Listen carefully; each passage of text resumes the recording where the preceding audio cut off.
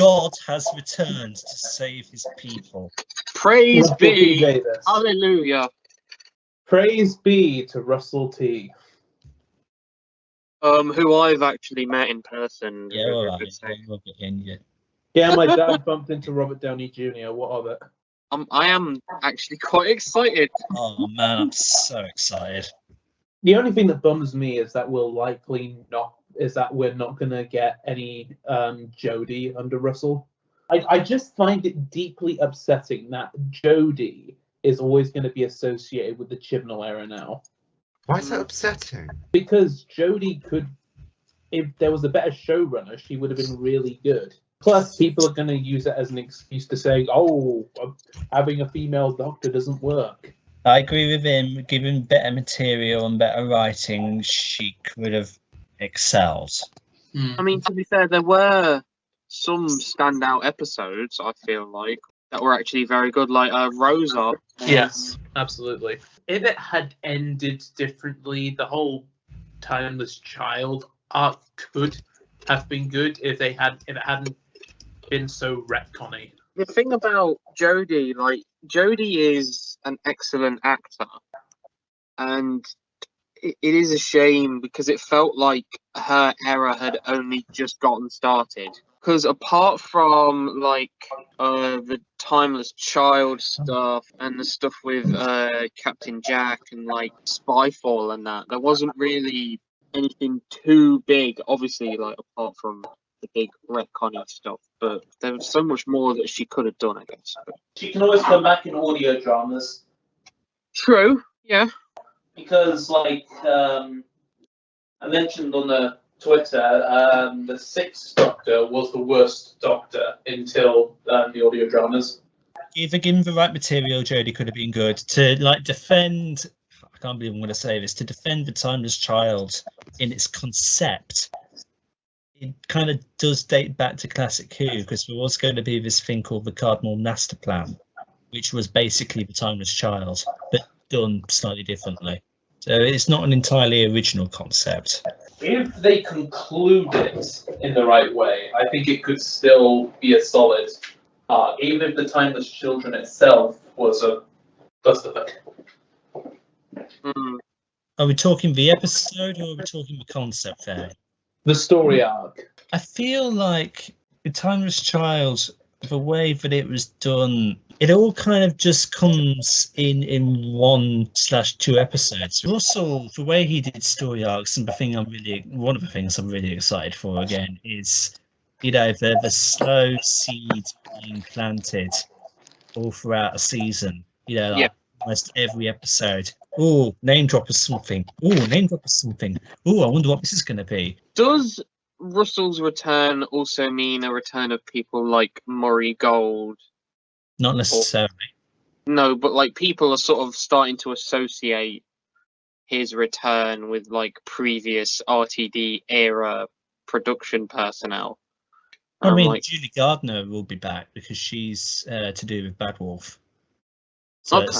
There's 2 of the 3 old executive producers. I think Jane Tranner, who is in charge of Bad Wolf, was like the director of drama at BBC at the time. Okay. I think so. Like, we've got a lot of the big higher ups back, which is excellent. We're just missing Phil Collinson. Because he's manning the series up until and including the 60th, right? No, he's starting with the 60th. Oh, then what happens between now and 2023? I'm confused. Chibnall. Next year we get 3 specials rounding out Jodie's time. Okay, and then I bet it's the 60th. Okay. And then he'll be doing, I guess, however long after 60th as well. Yeah. Was Russell, because I know it was written during Moffat's era, but was Russell involved at all with the 50th? No. No, okay. No, like the possibilities are endless, because one of the first thoughts that went through my mind is, I wonder if the episode count is going to return to being 13 per season, and I wonder if the Christmas specials are going to come back. I mean, is that a showrunner thing, or is that like a higher ups mandate? Well, I don't know. Well, I mean, the way I understand it is I remember around about the time season 11 was coming out. Was it 10? No, it was 11. Jodie's first season, whatever.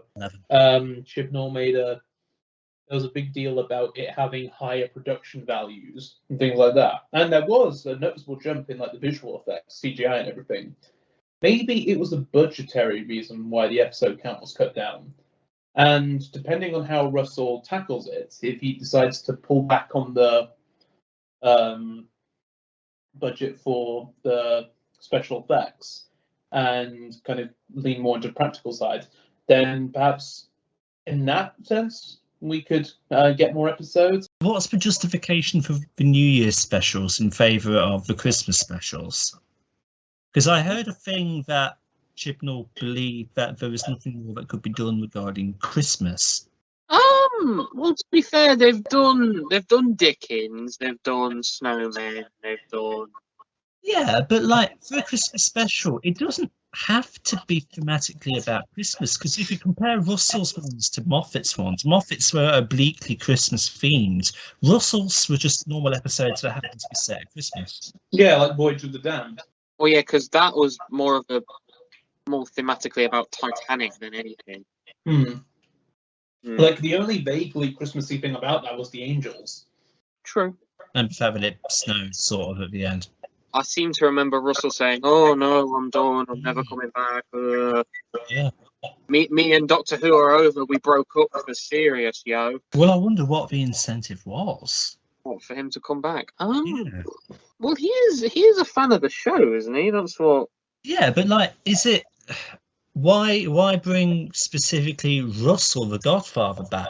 Why look backwards, so to speak, rather than looking forward? Is it cynically? You could say that higher ups overall think that Chibnall's era is less good, less popular. So you bring back the guy who is probably. This isn't even a controversial opinion to say that his era is like the most popular era.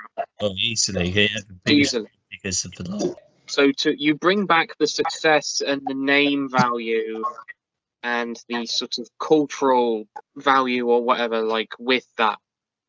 So you bring him back and in a way to sort of bring that energy and that creative ethos back to the show. Although, you know, Moffat's era was fine. It had some really good stuff in it. Obviously, that had the anniversary, but like it was fine, but it just started to get a bit repetitive and dry toward the end. Like the longer his tenure went on, the spark that of energy that was there at the beginning dwindled out.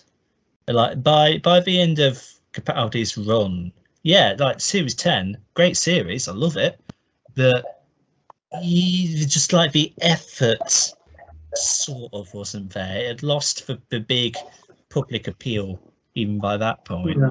I feel like Moffat's era was kind of defined by slapstick more than anything. Certainly more of it, I guess. What I do appreciate about Russell's sense of humour, it's so gay. It is. Like, He is. Camp Doctor Who just works.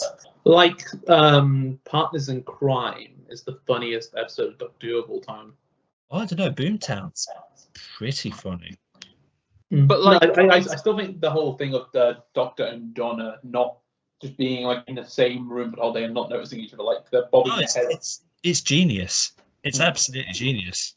It's funny as well. It lends itself to that sort of campy humour because Doctor Who, as much as it can be dramatic and mature, on its basic level, it is a very silly show. Yeah. And like to lean into that more silly, campy humour, it's where it's in its element. Do you think it's been missing that as of late? Because I think it has. Yeah. I don't know. Like, I mean, like even like the more light-hearted episodes have had kind of like have taken themselves a bit too seriously, like the Amazon episode, for instance. Oh, damn. Yeah, that one. Again, the funniest moments I think for me in Jodie's tenure are with Bradley Walsh. Oh yeah. Graham is like the funniest character out of that team. But he is a comedian. He knows how to bring the funny in. Yeah, he is naturally funny, whereas I think Tozin and Mandip sort of they don't have to force it out, but it takes more effort for them to be funny. Yeah. No pressure, John Bishop. No pressure. Yeah, I mean, oh no. I think in Chibnall's rank, because I think Chibnall is just generally used to writing much more serious stuff. I mean, the Hoovian project he was on before this was Torchwood, bear in mind, which was super serious, next level. I just think that Chibnall's Doctor Who. I mean, I've not watched Broadchurch, so I couldn't say. I'm assuming Broadchurch is super, super serious. Given the subject matter, I think it would have to be, wouldn't it? Because it is like a murder, serial crime type show. I guess that, because I've noticed in Chibnall's Doctor Who, is that when there are funny moments, it's when they're not really trying to be, and it really falls flat when they're trying to write jokes in. Like in concept, the resolution episode where they put in the gag that the internet goes down, so what do we do now? I suppose we've got to talk to each other. What? No. It was the gag with UNIT being defunded because of Brexit. That on paper is a hilarious joke, but it just fell flat. I wouldn't even call it a joke. Well, it's more social commentary than anything else, I thought. Yeah, but the framing of it could have been a bit. Yeah, she got put through to a telephone operator. You know what? Something I really just want to improve marketing, because it's crap. when is Series 13 coming out? I haven't a clue. Exactly. You remember back in the day of Russell's time and even Moffat's time, we would have teaser trailers months in advance. Yep. My favourite 4 trailers that have ever come out for the show are Eccleston's "Do You Want to Come With Me?" Trip of a Lifetime thing. Do you want to come with me? Because if you do, then I should warn you. The 11th Doctor and Amy, the one that they go through the void. How about that one? Bit green up close. That one's flickering. Yeah. Sorry, thought I'd fix that. Who are you? I'm the Doctor. Doctor Who? For Series 10, the Doctor, Bill, and Nardole, accompanied by that music, which was everywhere. And, that was really good. The first time you meet him, he's funny. The second time, he's amazing. The third time, you realise he's the most dangerous man in the universe. And then for Series 3, those one-shot things with the Doctor and Martha. I battle with my textbooks. I battle with monsters. I try to save money. I try to save the universe. I'm going to be a doctor. I am the Doctor. Well, let's hope this box is big enough for the both of us. I think I liked the trailer for the 50th anniversary. I thought that was pretty decent. Our future depends on one single moment of one impossible day. The day I've been running from all my life. The day of the Doctor. The marketing for this particular era that we're still in is awful. It's garbage. Maybe what was the marketing for season 11 like? Because I feel like it was better than what we have now. Arguably, yeah. I mean, I think it might just be that the BBC isn't promoting the show as much because they just lost faith in it. But then again, it doesn't feel like it had much. I know I just said that arguably yes to Series 11, that it had more, but in retrospect, did it? Well, I think the big selling point of that series was the fact that the Doctor is a woman. And arguably, from a viewing figures perspective, Series 11 was a success. And that just kind of brings me thinking back to the budget, though, because, like I said, they were making a big deal. Oh, we're taking all the production values up to the next level. And this is a bit of a tinfoil hat idea, admittingly. But do you think it's remotely possible that to raise the production values of each episode, they might have taken a bit of money away from marketing, perhaps? It's possible, but because you've got to, for you to raise the budget on like effects and stuff. Presumably, if you have been given a fixed budget by the B and it's like a fixed set amount, then you've got to skim it from somewhere. Well, I understand the incentive about wanting Doctor Who to look, the best that it's ever looked. Like to fit in with other primetime dramas and everything. But the charm of Who has always been it's a show held together by sticky tape with walls that will fall down if you knock on them too hard. And all the monsters are made out of like tin foil and bubble wrap and. Like I would rather sacrifice the budget in order to have better marketing. And to just return to the theme, I don't give two donkeys about how snazzy the show has to look and how modern and how high definition it has to be, and all these new spanky cameras and all of that. I don't give two donkeys. I get that. I just, like, it doesn't need. Where the budget's being focused, it doesn't.